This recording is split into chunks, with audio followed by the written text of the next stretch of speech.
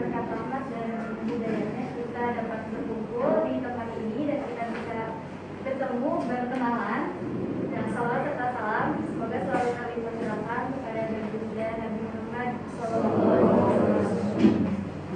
Ya, bedanya kami di sini, kami ini akan menyampaikan sedikit materi mengenai sistem penilaian dan inovasi penilaian.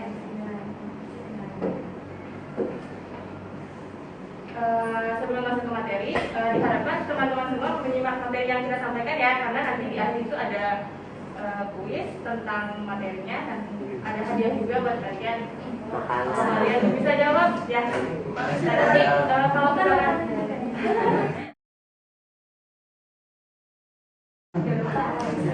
Ya, nama saya Stianisa.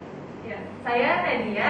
Dari semester 6 ya, prodi Pendidikan Matematika, Fakultas Keguruan dan Ilmu Pendidikan, Universitas Singapura Bangsa Karawang. Ada yang tahu nggak kuisnya di mana? Tahu kan? Oh ya.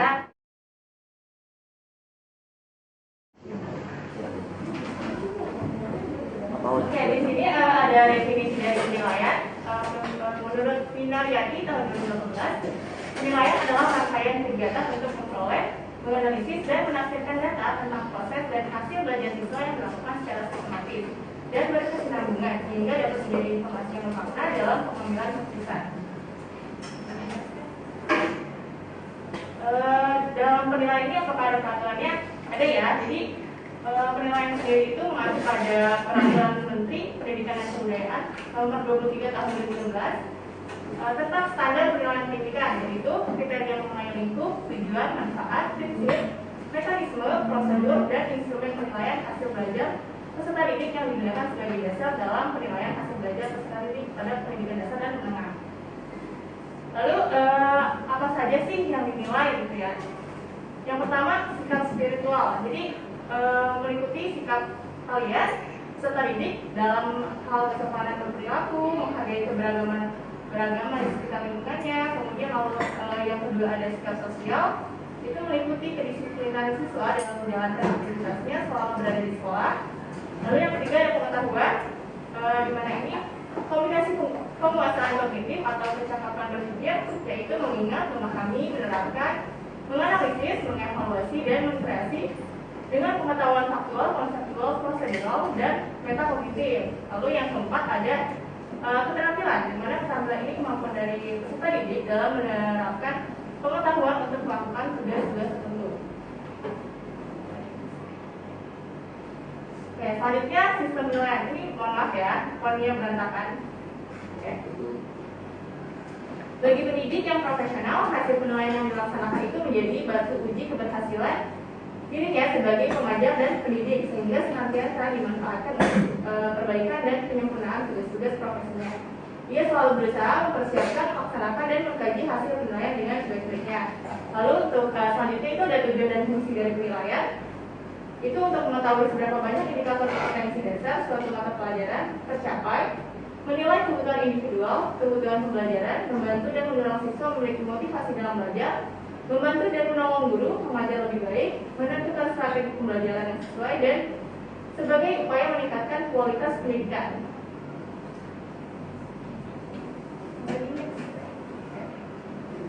Untuk selanjutnya itu ada pendekatan dan juga prinsip-prinsip dalam penilaian. Pertama, pendekatan dalam penilaian. Itu menggunakan berbagai teknik, menekankan hasil dengan memperhatikan input dan proses, melihat dari perspektif taksonomi tujuan pendidikan, menilai perkembangan, kognitif, afektif, dan psikomotor sesuai karakteristik mata pelajaran, menerapkan standar kompetensi lulusan, menerapkan sistem penilaian acuan kriteria dan standar pencapaian yang konsisten, dan menerapkan penilaian otentik untuk menjamin pencapaian kompetensi. Lalu di sini juga ada prinsip-prinsip dalam penilaian.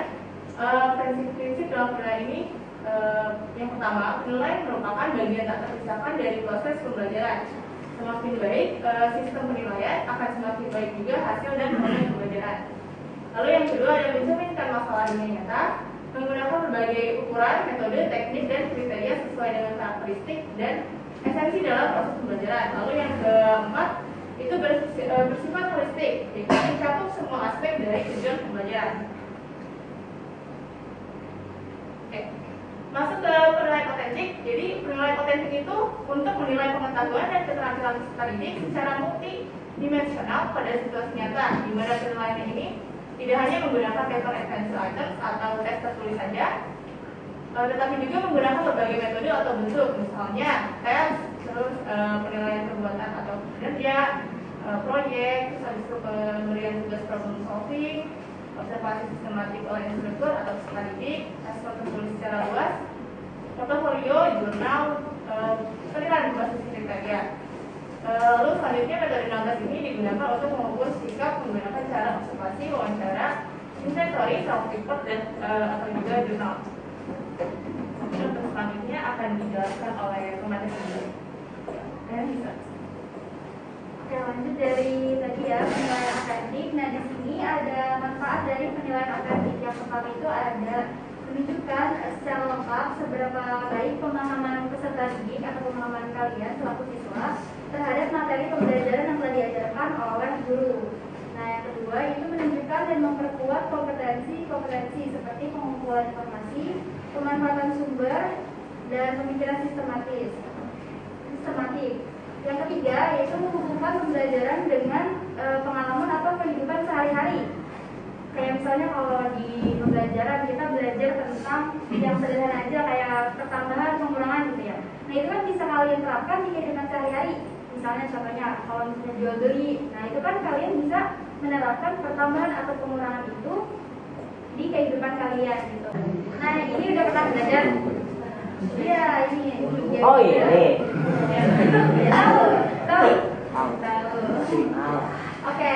Nah, contohnya ya, udah pernah belajar ini belum sih transformasi yang refleksi, dilatasi, gitu ya. Nah, kita coba untuk belajar refleksi ya. Refleksi. Nah, yang pertama kita akan membentuk dulu nih sebuah bangun datar yaitu segitiga. Yang pertama kita pilih dulu nih poligon. Nah, poligon ini cara gambarnya kan namanya juga poligon ya, segitiga. Jadi kita mempunyai 3 titik gitu. Oke, yang pertama kita gambar titiknya misalnya di 1,1 titik A. Nah, kita tinggal tulis aja nih titik A. Terus selanjutnya untuk titik keduanya kita mau berapa namanya? 4,2 di sini berarti titik B. Nah, untuk titik C-nya di sana kita mau 1,2 di sini. Nah, ini kan udah jadi nih kalau di GeoGebra itu langsung jadi segitiga gitu. Nah, di sini ada titik A, titik B, sama titik C. Karena kita mau belajar refleksi, otomatis kalau refleksi itu apa sih? Pencerminan kan ya? Nah, contohnya kita mau mencerminkan segitiga ini ke sumbu. Sumbu apa ini yang begini? Sumbu Y, betul. Nah, oke, kita refleksikan dengan cara ini, transport refleksi objek pada garis. Nah, kita tinggal pencet aja kalau di Google nih. Pencet ininya bidangnya, terus sama pencet ininya sumbu yang mau kita refleksikan. Nah, jadi kalau misalnya di refleksi ini pakai GeoGebra itu akan secara otomatis gitu. Kan kalau misalnya di manualnya refleksi itu kan rumusnya min x, y ya. Kalau direfleksikan terhadap sumbu y. Nah, kalau misalnya di GeoGebra ini tinggal langsung aja pencet. Nah, kalau untuk memastikan gitu, boleh kita hitung manual juga. Oke. Nah, di GeoGebra ini itu guru itu bisa menilai tadi tiga aspek yang tadi. Yang pertama ada sikap. Nah, dari sikap kan kita kalau belajar GeoGebra ini berarti kita harus percaya diri ya, atau enggak kita harus tidak pantang menyerah gitu. Nah, ini dinilai dari sikap. Selanjutnya untuk pengetahuannya, berarti kan otomatis kalian harus tahu dulu nih rumus-rumusnya yang sudah dipelajari sebelumnya gitu. Nah, yang ketiga keterampilannya, jadi si GeoGebra itu bisa langsung dikumpulin berbentuk GeoGebra.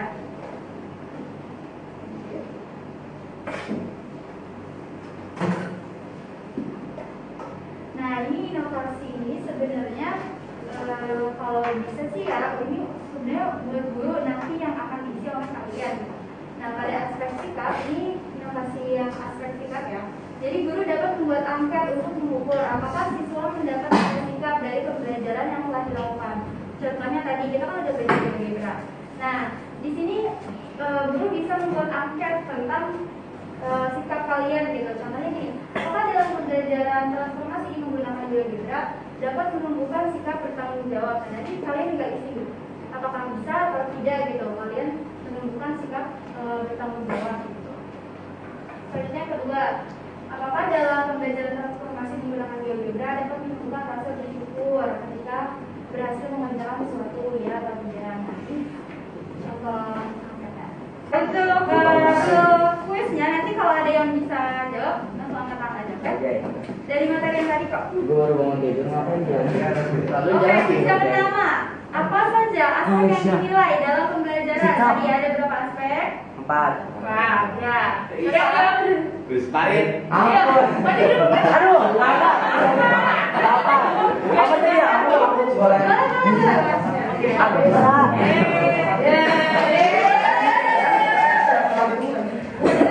Nama sama tempat tinggal. Marco. Nama Marco. Saya Marco. Kita tempat tinggal di Perumahan Kota Permai. Kerawang. Oke, jadi jawabannya apa nih? Sikap spiritual, sikap sosial, pembelajaran sama keterampilan. Aduh, salah satu.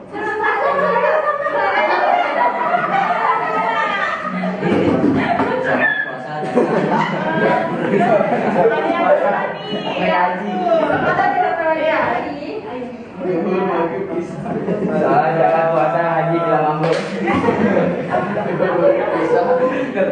Nggak tahu ya. Ya udah, makasih ya.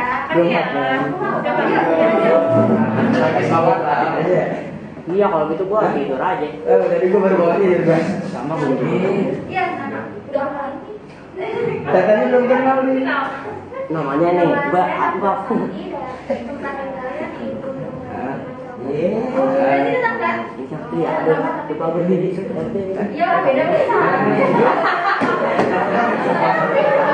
Jadi jawabannya apa? Ada sikap spiritual. Adik. Betul. Ini ada spiritual, sosial, pengetahuan, dan keterampilan.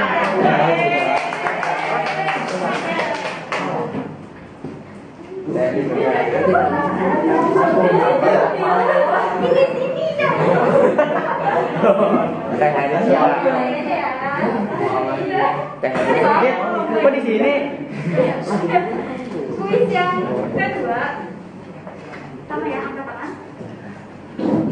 Nah, peraturan Menteri Pendidikan nomor berapa yang mengatur tentang sistem 23 ya? 23 tahun 2016. Maju dong. Majunya kira maju yuk. Bagi 2 Bu. Boleh.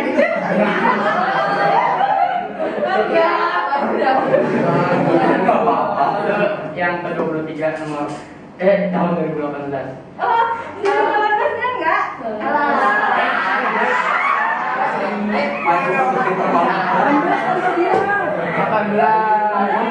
Enam belas deh, 2016. Iya, pokoknya udah jajan. Tahu nggak? Bagi dua nih. Nama, tempat tinggal. Nama dan Aduh. Itu namanya Farid. Gimana? Ada rumah. Bohong. Jawabannya gimana? Jawabannya apa? Nomor 23 tahun 2016.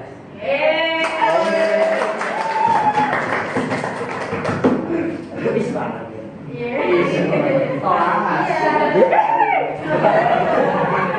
Terakhir ya. Jangan langsung dijawab, ya langsung angkat tangan aja. Iya, angkat tangan. Terakhir ya. Kuis yang ketiga. Nah, ini gampang. Mana Pak Gojek itu? Siapa yang Menteri Pendidikan dan Kebudayaan di Indonesia sekarang? Pak Gojek itu. Ya, mereka nih. Ada saya. Mana pakai? Yang bikin Gojek. Ya, kamu tahu. Enggak. Prabowo. Oh iya itu. Ahok.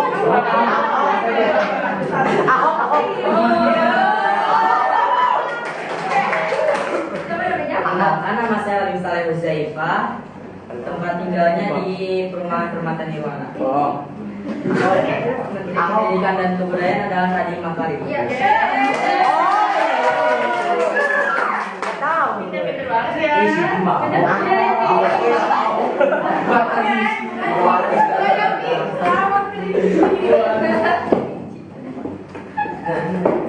Oke teman-teman, mungkin cukup sekian materi mengenai penilaian dari kami, dan kami sangat berterima kasih atas waktunya, dan mohon maaf bila ada kesalahan dari Risa maupun kita gitu.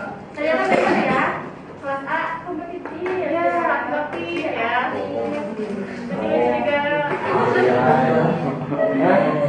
Ya, cukup sekian materi ini dari kami. Kurang lebihnya mohon maaf. Wabillahi taufiq wal hidayah. Assalamualaikum warahmatullahi wabarakatuh.